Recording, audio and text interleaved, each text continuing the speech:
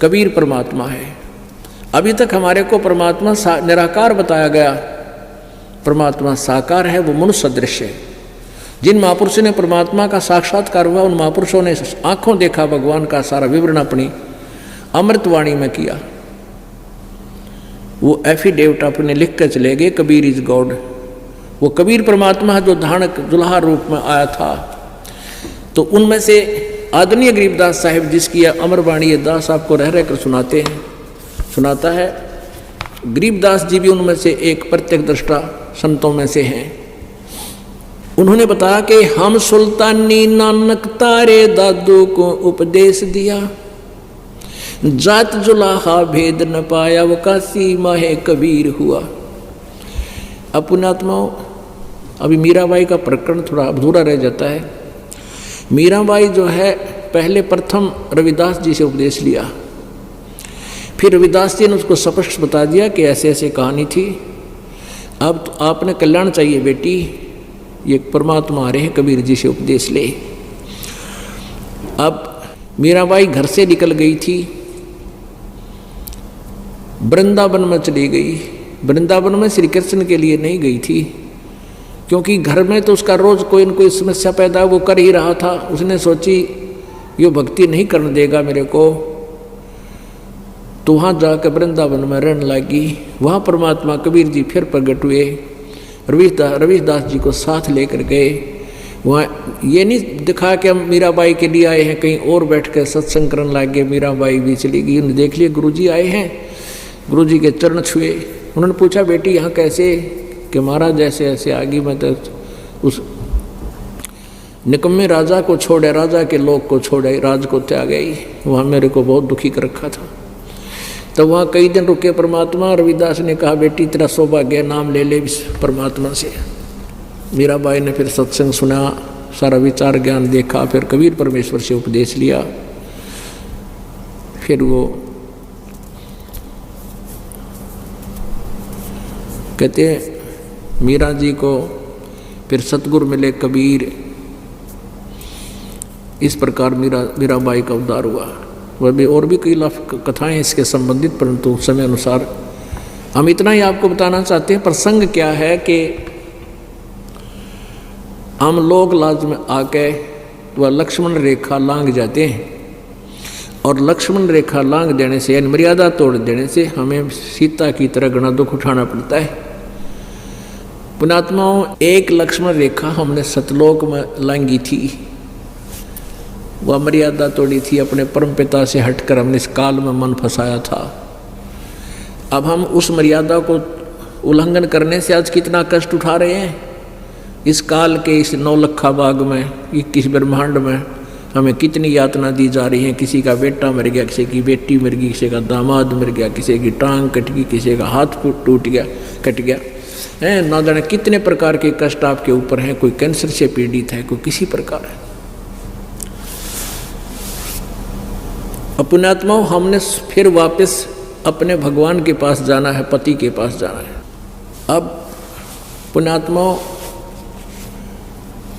हनुमान जी को श्री रामचंद्र जी ने, यानी वैसे तो 10 दिशा को खोज हो रही थी, हनुमान जी कुदरती पहुंच गए लंका में, और वहां जाकर देखा सीता जी मिल गई। पता लग गया कि सीता ये है। तो सारी वार्ता होगी। सीता जी ने कहा, हनुमान जी ने कहा माता मैं कुछ आहार करूँगा, भूख लगी है।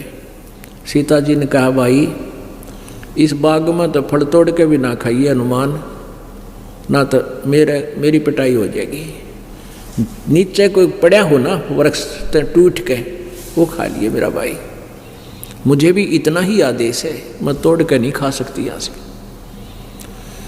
नू कह आँखें माँ पानी भराए और मैले कुचले कपड़े पहने बैठी, उतरा हुआ चेहरा, बहुत दुखी, और कहा हनुमान श्री राम ने कह दिए मैं उसके वियोग में दिन काट रही हूँ कि आवेंगे मुझे ले जाएंगे। उससे पहले क्या देखा था हनुमान जी ने, ऊपर वृक्ष पर बैठा था छोटा रूप धारण करके, सिंपल से बन्नर का। रावण आया, रावण ने बहुत यातना दी कि तू मेरी पत्नी बन जा, स्वीकार कर ले। रावण को एक श्राप लगा हुआ था किसी देव का कि तू अगर किसी औरत से बलात्कार करेगा उसी दिन तेरी मृत्यु हो जाएगी। उसकी सहमति से करेगा तो तुझे, वो तो पाप तो था ही लेकिन तू मरेगा नहीं। तो इसलिए सीता को वो सहमत करना चाहता था, लेकिन सीता ने कहा कि रावण ये जान जा सकती है, इसको रामचंद्र के अतिरिक्त कोई छू नहीं सकता इस मेरे शरीर को। इस तरह की वार्ता सुन ली थी हनुमान जी ने। फिर रावण चला गया था कि तुझे 1 हफ्ते का समय देता हूँ, सोच ले। वो कह रही थी बेशक कितने हफ्ते का दे, हमने सोच रखे है। तब वो आके उसने कहा माँ, उसको पता लग गया कि तो बहुत तंग किया जा रही है की जा रही। तो माई ने तो ये कहा था भाई नीचे झटका कोई पड़ गया और उसके नीचे फल खा लिए, तोड़ के मत खाना। हनुमान तो भाई सूरवीर था, उस पर ना देखा गया। अगी से निकम्मे ऐसे दुखी कर रहे हैं। अब उसने पहले तो उस वृक्ष ने तोड़े, तले गिरे लद पद फल ने, और फिर पहलवान था नु सरड़ सरड़ खा सारे खावा, कई वृक्षान तोड़ ताड़ गए, फलाते तो छक्या, बाकी के पाड़ के बागर फेंक दिए समुद्र में। रावण को पता लग गया कि एक बानर आया हुआ है, ऐसे ऐसे उद्मस्ता रहा है। ये तो आपने सारी कथा का पता है, ज़्यादा ना बढ़ा के। फिर वो वापस आ गए, सीता जी को अंगूठी दे आए, उनसे कंगन ले आए जो श्री राम पहचान सकते थे। सारी बात होगी। अब और कथा ना सुनाना चाहता, दास तो कहना चाहता है। अब रामचंद्र जी को हनुमान जी ने बताया कि भगवान सीता जी मिल गई और रावण के 9 लखे बाग में कैद कर रखी है। अब रामचंद्र जी हनुमान जी को अन्य व्यक्तियों से दूर ले गया कि आजा मेरे प्यारे बच्चे को। खुशी तो घनी हुई, मैं सीता जी की खोज कराया, सीने से लाया, प्यार किया कि आजा मेरे भक्त, मेरे संत, एक बार इधर आजा, 2 बात पूछूंगा। एकांत में जाकर पूछा, जैसे पुलिस वाले पूछा करें चोरते हैं। कहने लगा भाई हनुमान उड़ते ठीक से, सीता अका जी दया है आपकी, भाई रोटी कहाँ खाई? रावण के वहाँ गया होगा ना दरबार में। अक नहीं भगवान, वहाँ नहीं गया, सीता लेकर गई होगी इतने वहाँ रावण के दरबार में, वहाँ खाना खा के आया होगा। कि नहीं भगवान, माता ने तो ये कहा था कि यहाँ से कोई फल भी तोड़ के नहीं खाना तूने, फल भी तोड़ के खा लिया ना बेटा, भाई मन ना पीटेंगे ये, फिर मेरी पिटाई करेंगे। कोई नीचे पड़ा हो ना टूट के अपने आप, वो खा लेना। वह किसके रावण के वहाँ जाओ थी। फिर कहने लगा कि आर श्रृंगार खूब कर रखे होंगे, सुथरे कपड़े पहन रखे होंगे अच्छे बढ़िया। अक नहीं। क्या वो रावण के पास जाती थी? अक नहीं, मैंने अपनी आंखों देखा, सारी वार्ता बताई कि वो तो आपके वियोग में आपके अतिरिक्त किसी को सौंपन में भी नहीं सोचती। अपनात्माओं, यहाँ रामचंद्र जी ये देखना चाहते थे, यदि वो आस्था मेरे में रखती है तो उसने लाऊं, और जय वो रावण से ही संबंधित हो चुकी है, रावण से घुल मिल गई है, फिर क्यों दुनिया मरवाऊं? दुनिया के लाल मरेंगे वहाँ पर, फिर क्यों लाऊं उसको छुटवा के? अगर वो मेरे में 100% आस्था है तो फिर उसको, उस आत्मा को अवश्य उस काल की, उस रावण की जेल से मुक्त कराना पड़ेगा। ऐसा ही हुआ। अपन आत्माओं, हम यहाँ उस काल के लोक में फंस गया के, और अभी तक हम तो अज्ञानता, मालिक को पता है कि हम अज्ञानता से इनको अपना मालिक मान बैठे थे। अब पता लग गया कि ये हमारे स्वामी नहीं हैं, यहाँ हमारा वो पति नहीं है, ये हमारा पति सतलोक में है, और वो हमें तभी ले जाएगा जब हम उसके अंदर सीता की तरह आस्था कर लेंगे। हम पति भर्ता पद से गिरे थे, हम पुनः उसी स्थिति में आ जाएंगे जैसे हम काल में आस्था इतनी कर ली थी इस ज्योति निरंजन में, हम अपने मालिक से भी विमुख हो गए थे, एक नहीं मानी उनकी। इतनी प्रबल इसमें आस्था थी, इतनी ही प्रबल आस्था अब हमारी उस परम पिता में हो जाएगी, तब वो हमें यहाँ से लेकर जाएगा।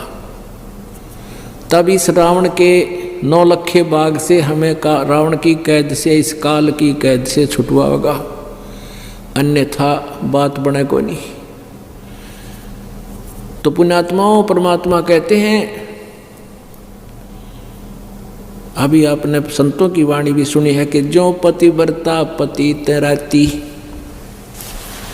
आन पुरुष नहीं भावे, बसे पीहर में सुरत प्रीतम में, नो कोई ध्यान लगावे। कि हमारी आस्था इस तरह होनी चाहिए अपने परम पिता में, जैसे लड़की का विवाह हो जाता है, फिर वो अपने मायके जाती है, महीने 2 महीने अपने पति के साथ रह के, अब वो अपने घर पे अवश्य रहती है, किसी को पता नहीं वो के मन में रखती है, उसका एक पल भी ध्यान अपने पति से नहीं हटता, वो वहाँ की सारी सीनरी उसके सामने घूमती रहती है। ज्यों पतिव्रता पति से राती, आन पुरुष नहीं भावे, पतिव्रता के मन में दूसरा पति नहीं सुहाया कर, दूसरा पुरुष नहीं सुहावेगा। सुहाने का मतलब ये नहीं है कि वो किसी का आदर सत्कार नहीं करती पतिव्रता, लेकिन पति रूप में उसके मन में भी नहीं आता ये कि और कोई पति बने, यानी और कोई पुरुष में ऐसी भावना नहीं बनती। यहाँ तो इसी प्रकार कहते हैं, जो पतिव्रता पति से राती, यानी पति से लीन है, संबंधित है, आसक्त है, और आन पुरुष नहीं भावे। आत्मा इतना स्वभाव, जैसे कोई बीमार हो जाता है और रोटी कोई खाना चाहता है, स्वभाव भावे कोई ना, उल्टी पड़ना हो जाए, ऐसा स्वाभाविक आपका मन बनेगा। यानी इनकी यहाँ के भगवानों में as a god, as a अपना जो ना पूज्य देव नहीं आस्था बने। वो तो ये मालिक है, यहाँ के हमारा परिवार है। जैसे एक पतिव्रता लड़की पत्नी सह परिवार में रहती है, ज्वाइंट फैमिली में, जेठ है, जेठानी है, देवर है, देवरानी है, ननंद है, सास है और ससुर है, तो उन सबका यथोचित आदर सत्कार करती है।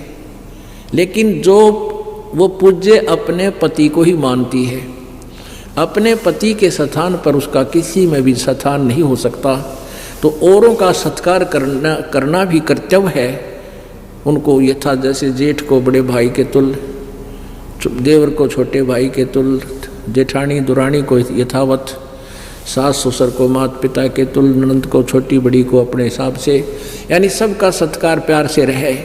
लेकिन जो आस्था अपने पति में वह किसी में नहीं हो, सोपन में भी, तो वो ऐसा होता पतिव्रता के मन में जैसे किसी ने बुखार आ गया हो और उसको कह ले खाना खा ले, उल्टी गिरन हो जा, जी परखी नहीं जा, तो ऐसा स्वभाव बनेगा आपका। तो ऐसा स्वभाव बनेगा अन्य भगवानों के प्रति आपकी आस्था कति नहीं रहेगी, मन में भी नहीं आवे, सोच भी नहीं सकते कि इनसे मैं कुछ मांग लूँ, यानी इनसे पति वाले कर्म कर लूँ। करने का भाव है कि हम अपने मालिक परमात्मा से ही मांगे, जो मांगे, जो कुछ भी चाहें उसी से अपनी पूर्ति करें, तब हम पतिव्रता बनाएंगे। और फिर कहते हैं, पतिव्रता जमी पर जो जो धर है पाँव, समर्थ झाड़ू देते हैं, ना काटा लग जावे। पतिव्रता यानी ऐसी प्यारी आत्मा जो एक परमात्मा कबीर जी के अतिरिक्त किसी को सौंपन में भी नहीं सोचती, फिर वो अपने जीवन रूपी सफर में जब चलती है, वो समर्थ, वो पूर्ण परमात्मा, वो कबीर परमेश्वर उसके जीवन रूपी सफर में कांटों को बुहारता है, वो पाप कर्म रूपी कांटों को सब साफ करता चलता है। कहीं मेरी प्यारी आत्मा को कोई कांटा ना चुभ जा, कोई कर्म का दंड ना लग जा। कहते हैं इस प्रकार अपने परमपिता में ध्यान लगावे।